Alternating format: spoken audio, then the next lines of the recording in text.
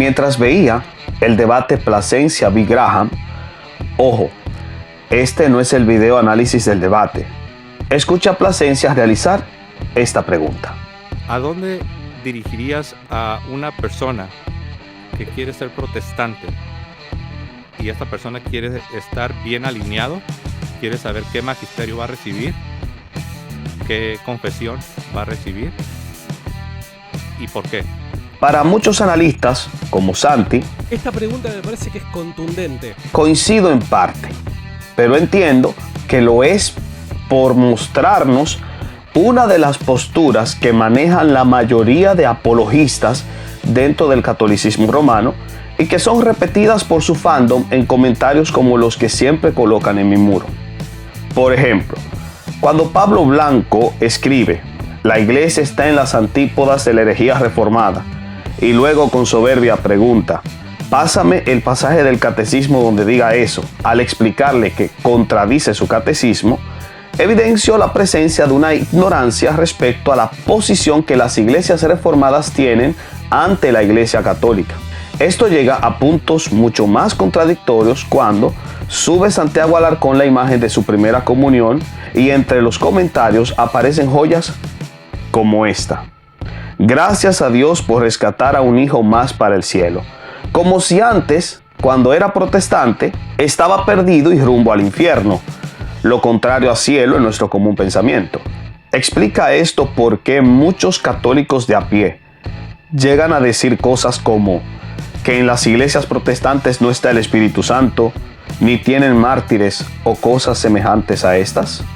Ahora bien, cuando pasamos a los documentos oficiales, no a meras opiniones, encontramos un dato muy interesante que parece a estos hermanos católicos se les pasa por desapercibido, a unos por ignorancia o en el peor de los casos por pura malicia. Recordemos que esto es dato oficial y, como les gusta decir a ellos, dato mata relato. Busquemos en el catecismo el artículo 9 que habla de la iglesia y contiene todo el credo eclesiológico del catolicismo romano. Luego, tras pasar los dos primeros párrafos con todos sus numerales, en los cuales se explica cómo la iglesia es el designio de Dios y sus características como pueblo de Dios, cuerpo de Cristo y templo del Espíritu Santo, puntos todos en los cuales estamos de acuerdo, salvo algunas excepciones como el final del artículo 773, llegamos al párrafo 3, donde se habla de la santidad, catolicidad y espiritualidad de la iglesia. Siendo los numerales 811 y 812 los introductorios, entramos al 813, que habla sobre la unidad de la iglesia, extendiéndose hasta el 816, reconociendo en el 814 la existencia de una diversidad en la unidad. Claro, la iglesia es una y se entiende que es la que se encuentra bajo el primado de Pedro, pero se abre la posibilidad de que hayan iglesias particulares con sus propias tradiciones que pueden existir legítimamente. Claro está que cualquier lector católico podría decir que esta diversidad es excluyente porque no necesariamente las iglesias particulares a las que se refiere tienen que estar fuera del radio del catolicismo romano, la única iglesia verdadera.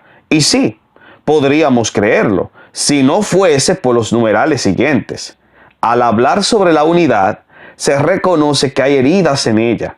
El numeral 817 entiende que estas heridas surgen por el pecado de los hombres. Inmediatamente aparece el católico de a pie y dice: ven, Lutero es un apóstata y sentado en el retrete inventó esta división. Pero un momento, hermano católico, el numeral dice: y a veces no sin culpa de los hombres de ambas partes, lo cual indica que también la iglesia verdadera tendría culpa de esta ruptura. O, perdón, los miembros de esa iglesia verdadera son tan culpables como los demás.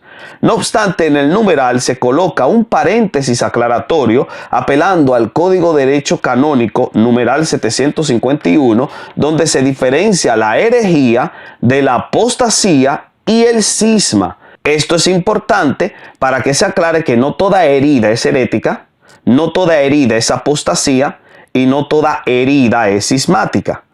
A fin de cuentas, un dogma de fe podría ser puesto en duda incluso por un santo. Sí, viene a mi mente un teólogo del siglo IX, de los 800. De hecho, es un santo. Es perdón si mal pronuncio, pero creo que en latín es San Pascucio.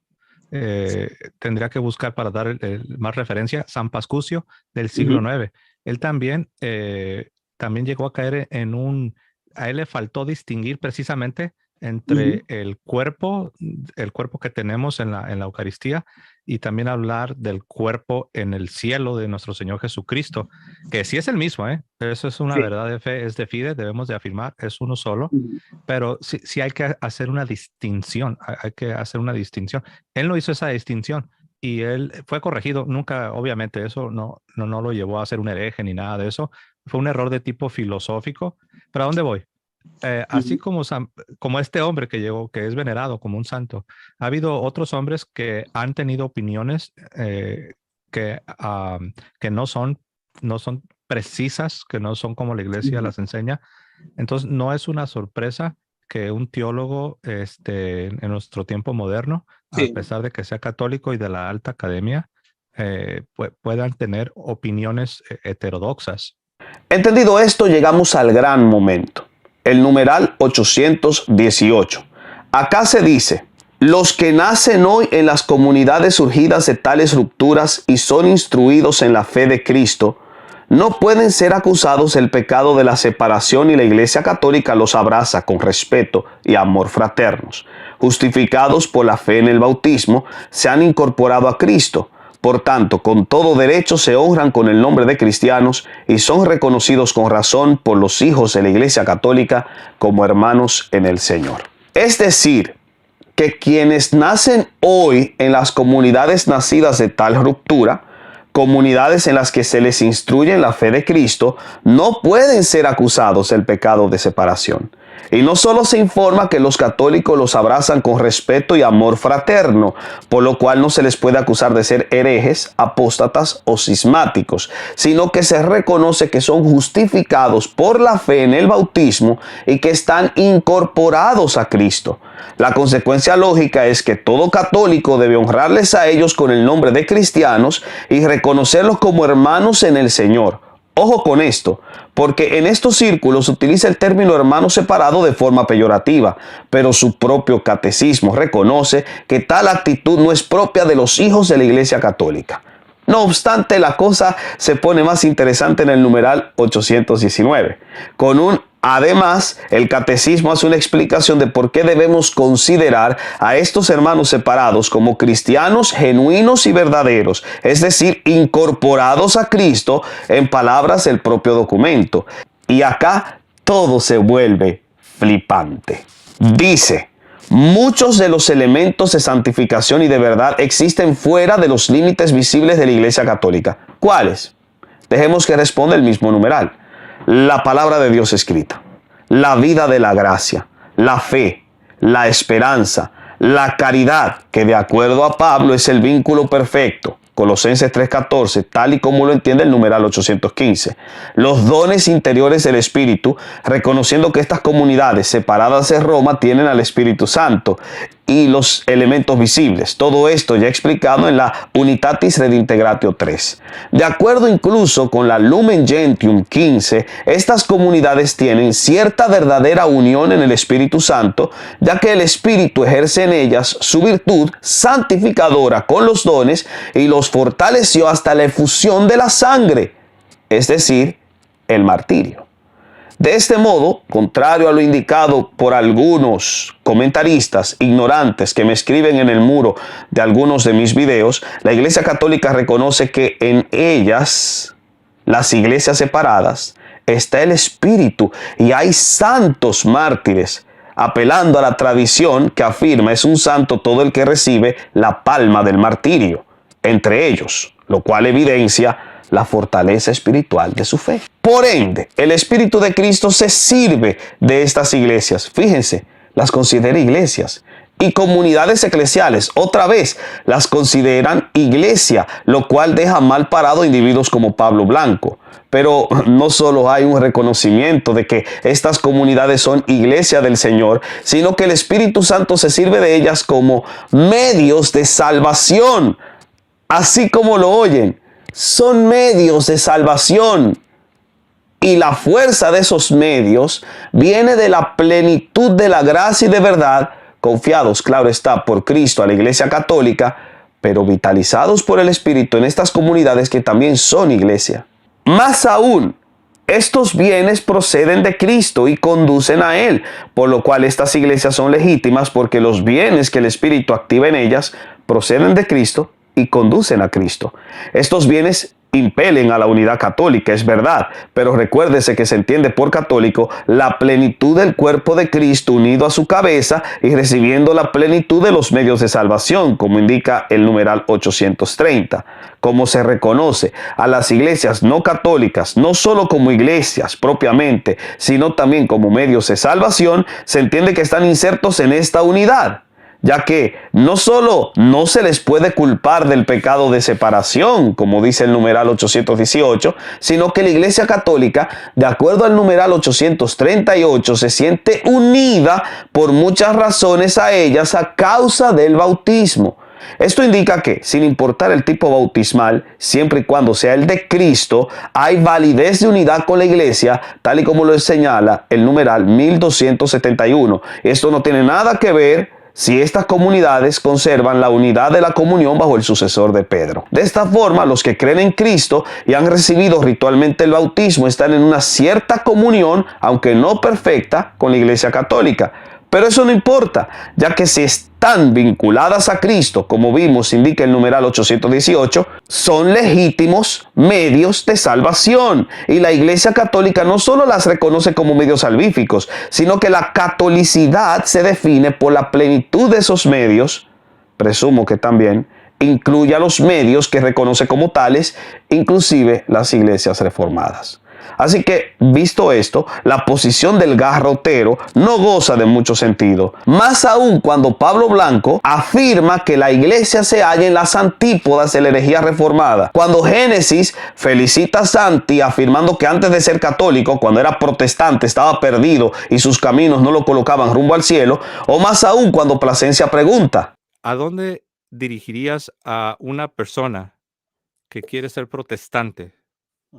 Y esta persona quiere estar bien alineado, quiere saber qué magisterio va a recibir, qué confesión va a recibir y por qué. Están invalidando lo que dice su propio catecismo. Esto, repito, puede ser por ignorancia de sus propios documentos o por pura malicia.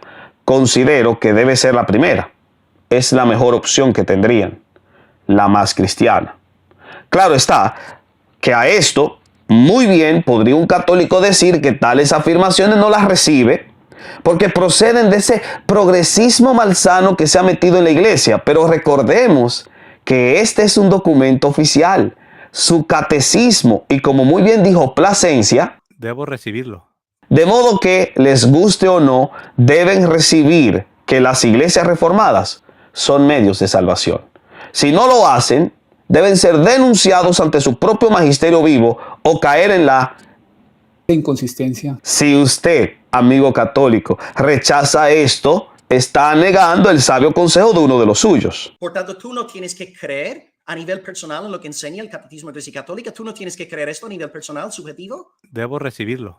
O suponer que no todo en el catecismo es dogma de fe. Si esto es verdad, hay una brecha difusa y relativista en uno de sus documentos oficiales más importantes.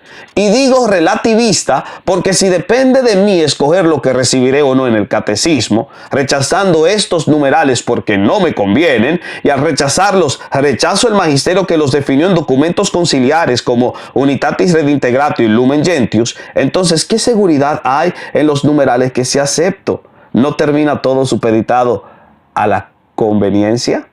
Finalmente, respondo a Marcos González, quien en un video que hice independiente al tema, dijo que yo hablo de no atacar al protestantismo porque son medios de salvación, pero me contradigo y soy hipócrita porque ataco al catolicismo, que también es un medio de salvación. A esto respondo diciendo dos cosas.